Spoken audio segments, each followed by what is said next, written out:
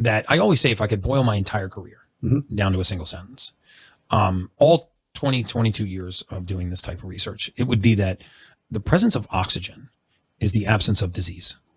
And by that, I mean, the presence of oxygen is the absence of disease. We did not find a single disease etiological pathway that did not have its roots in a lack of oxygen or was not exacerbated by oxygen, including all forms of cancer, early onset Alzheimer's, dementia, all kinds of neuropathologies, autoimmune disease, arthritis, gut issues, all kinds of allergies. So what you're saying, so I understand, is lack of oxygen is very, very bad. And the more oxygenated you can be as a human being, it's very, very good. The more efficient you are at moving oxygen around the body, the better off you are. So how does somebody increase? Well, hold on. I have so many questions. Yeah. I want to get back to Dana for a second. Yeah, sure. Because you worked with him.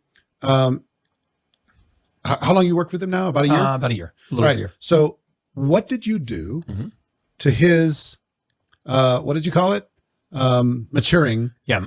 His estimated life expectancy over the course of the time that you worked with him. So when we looked at it the second time, it was more than 17 and a half years longer. 17 and a half years on top of 10? On top of 10. So it went from 10. So you went from 10 to 27? 27.4.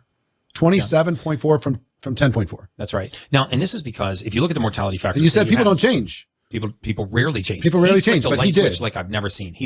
I said, Dana, if you do everything that we ask you scared him a little bit with the 10 years? I scared him a little bit with the 10 years. Yeah, who wants to have all the money and then be gone? That's what he said. I'm trying to time my exit so that I spend all my money, so I'm just kind of sliding out. Yeah. I don't want to leave too much behind, but I don't want to take too much with me.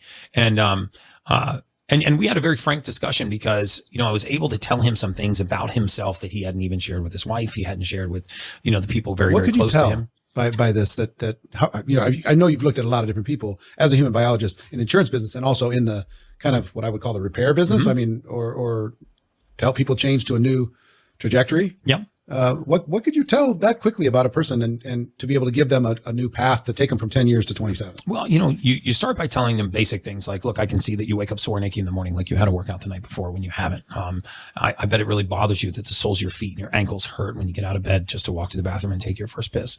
And then you start to get more and more specific. I bet it, it really bothers you that this level of brain fog that you're struggling with has gotten worse and worse. You get a great idea in the bedroom, you walk to the kitchen, you wonder what the heck you're doing in the kitchen.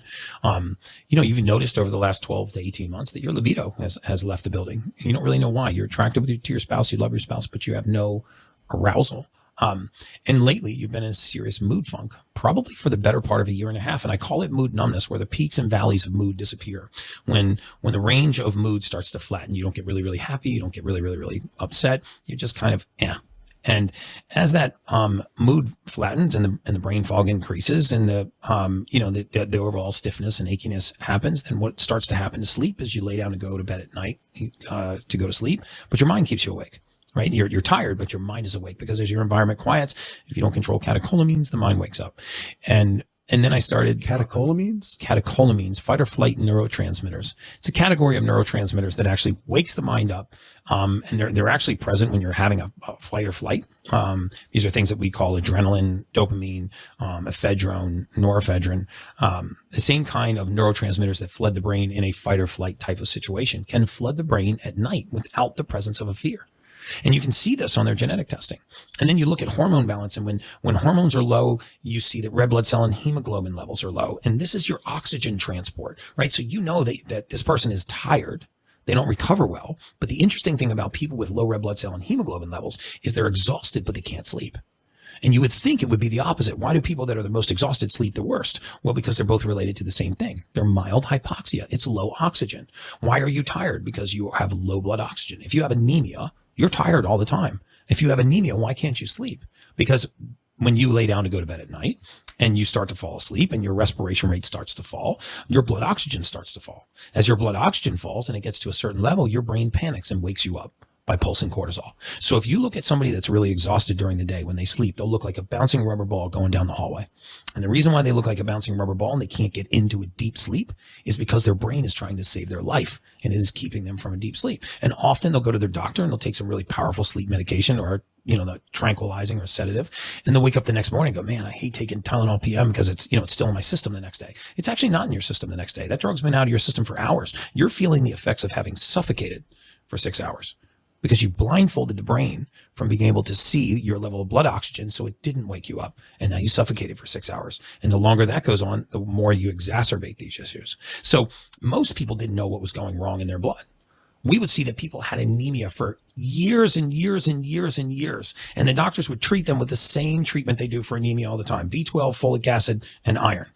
Well, 44% of the population can't even process folic acid. They have a gene mutation that doesn't allow them to convert folic acid into the usable form. So folic acid, by the way, is a totally man-made chemical. You can't find it anywhere on the surface of the earth.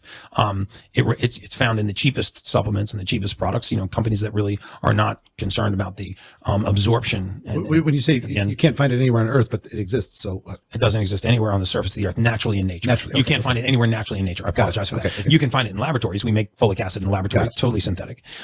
We assume that folic acid, when we put it into human beings, it is going to work like folate. But that's absolutely patently false, because 44% of the population has a gene mutation that does not allow them to make this conversion. So we use folic acid because it's cheap. Methylfolate and true folates, which all human beings can use, are a little more expensive. That's why you see a lot of cheap supplement companies will use cyanide-based forms of B12, like cyanocobalamin, instead of using natural forms of B12, like methylcobalamin or adenosylcobalamin or hydroxycobalamin. I have no idea what you're talking about. Sorry. There's so many terms. Sorry, I get way down the road. Your listeners are probably completely lost. Passing out. I'm completely lost. Passing out. Let me come back to. If you don't, I'm a scientist, man. If you don't stop let me ask you. No, it's all great. But let me ask you this: